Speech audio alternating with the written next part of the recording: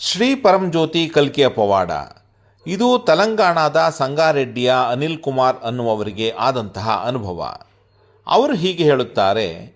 ಕಳೆದ 17 ವರ್ಷಗಳಿಂದ ಶ್ರೀ ಪರಂಜ್ಯೋತಿ ಭಗವತಿ ಭಗವಾನರ ಅನುಗ್ರಹದ ಮೂಲಕ ನನ್ನ ಜೀವನದಲ್ಲಿ ಬಹಳ ಪವಾಡಗಳಿಗೆ ಸಾಕ್ಷಿಯಾಗಿದ್ದೇನೆ.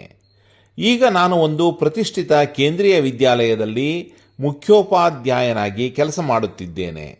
ಶ್ರೀ ಪರಂಜ್ಯೋತಿ ಭಗವತಿ ಭಗವಾನರ ಕರುಣೆಯಿಂದ ನಾನು ಸತ್ಯಲೋಕ, ಏಕಂ ಮತ್ತು ನೇಮಂನಲ್ಲಿನ ಹಲವಾರು ಕಾರ್ಯಕ್ರಮಗಳಲ್ಲಿ ಭಾಗವಹಿಸಲು ಸಾಧ್ಯವಾಯಿತು.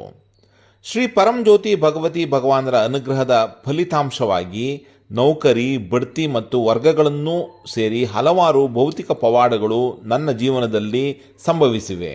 ಆದರೂ ನಾನು ಸದಾಕಾಲ ಅಪರಾಧಿ ಭಾವದಲ್ಲಿ, ಅಸೂಯೆ ಮತ್ತು ಆತಂಕದಿಂದ ತುಂಬಿರುತ್ತಿದ್ದೆ.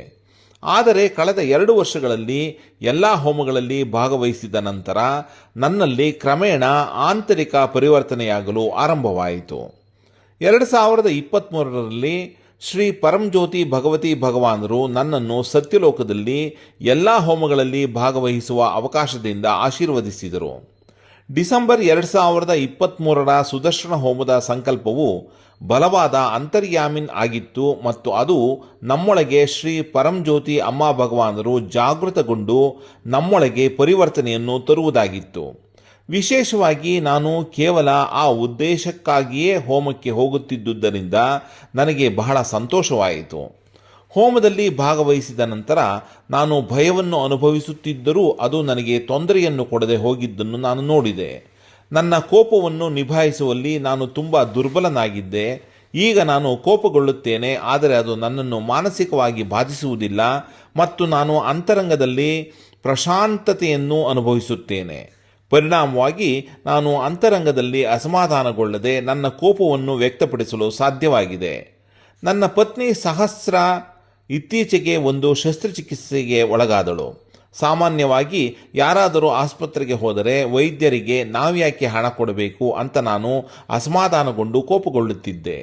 ಆದರೆ ಶ್ರೀ ಪರಂಜ್ಯೋತಿ ಭಗವತಿ ಭಗವಾನರ ಅನುಗ್ರಹದಿಂದ ನನ್ನ ಪತ್ನಿಯ ವೈದ್ಯಕೀಯ ಚಿಕಿತ್ಸೆ ಅಥವಾ ಮುಂದುವರೆದ ಚಿಕಿತ್ಸೆಯಿಂದ ನಾನು ಬಾಧಿತನಾಗಲಿಲ್ಲ.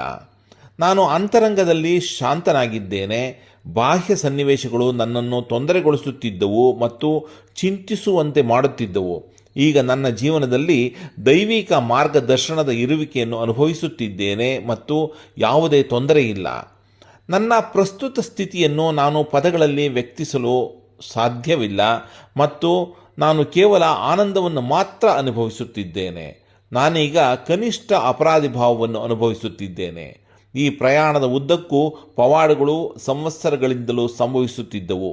ಆದರೆ ಅಂತರಂಗ ಪ್ರಪಂಚದಲ್ಲಿನ ಪರಿವರ್ತನೆಯು ಈಗ ಕೇವಲ ಶ್ರೀ ಪರಂಜ್ಯೋತಿ ಭಗವತಿ ಭಗವಾನರ ಅನುಗ್ರಹದಿಂದ ಮಾತ್ರವೇ ಸಂಭವಿಸುತ್ತಿವೆ ಎಂದು ನಂಬಿದ್ದೇನೆ.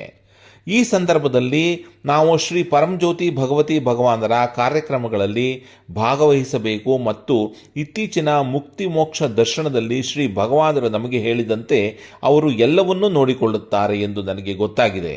ನನಗೆ ಅಂತರಂಗದ ಪರಿವರ್ತನೆ ಮತ್ತು ಬಾಹ್ಯ ಯಶಸ್ಸನ್ನು ಕೊಟ್ಟಿದ್ದಕ್ಕಾಗಿ ನಾನು ನನ್ನ ದೈವ ಶ್ರೀ ಪರಂಜ್ಯೋತಿಗೆ ವಿನಮ್ರನಾಗಿ ನಮಸ್ಕರಿಸುತ್ತೇನೆ. ಅನಂತಕೋಟಿ ಪ್ರಣಾಮಗಳು. ಶ್ರೀ ಪರಂಜ್ಯೋತಿ ಭಗವತಿ ಭಗವಾನರ ದಿವ್ಯ ಪಾದ ಕಮಲಗಳಲ್ಲಿ ನಾನು ಸದಾ ಕೃತಜ್ಞನಾಗಿರುತ್ತೇನೆ.